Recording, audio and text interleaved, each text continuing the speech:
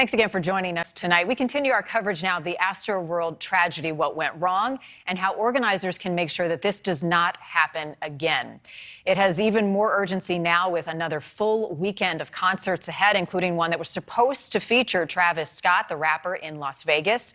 Russell Stuart is the former security director for Post Malone and has experience in crowd control at these festivals, and he is joining us live tonight. Russell, we appreciate your time. Thank you. Thank you so much for having me. So many are pointing the finger at Travis Scott right now, saying that he should have done more to protect his fans. What do you think? Well, I mean, everybody wants to blame Travis, but I really think that there's been a breakdown across the board.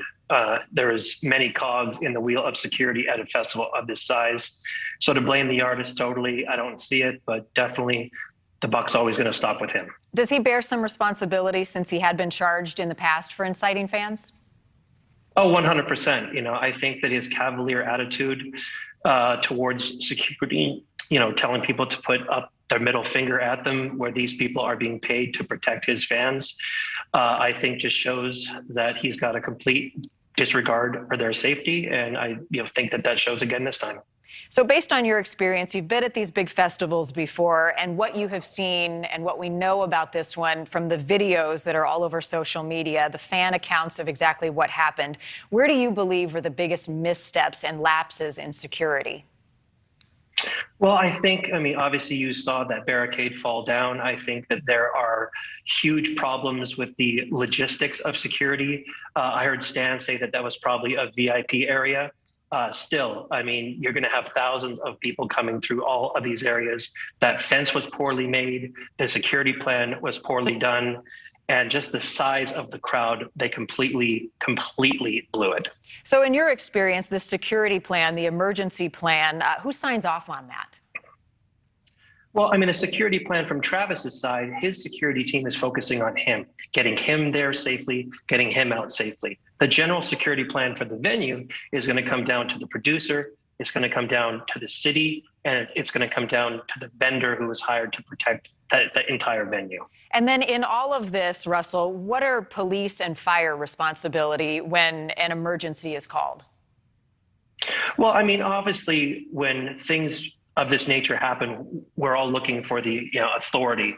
But when you have poor planning and you have 50,000, possibly even 60 or 70,000 people in a very contained space, getting any type of EMS through is almost impossible. The one thing that I wanted to say was in Europe, they have spotters, and these are people that stand at both ends of the stages, and they are looking for incidences. So when they see these problems, like for instance, that woman who tried to get the attention of the cameraman, that person should have been able to show a spotter that there are problems, and that spotter can get on the radio and call the people that matter, and maybe some of these people could still be alive. Rare, but not unheard of. We've seen this happen before. Are you surprised it's happened again? And what steps do you want to see before the next one? No, I'm not surprised at all. I think historically we've seen deaths at festivals of this size, but I think that this one could have been completely avoided. I don't know, but definitely going forward, I think that there needs to be better planning on barricades. I think, as Stan had said, being able to have these exit points of getting people out and just to get that pressure off those fences. I've been to hundreds, of these shows. That pressure is insane, and getting out, those kids must have been terrified, and just my thoughts and prayers go out to them because, I mean, what a horrible experience. A horrible way to die and to witness it.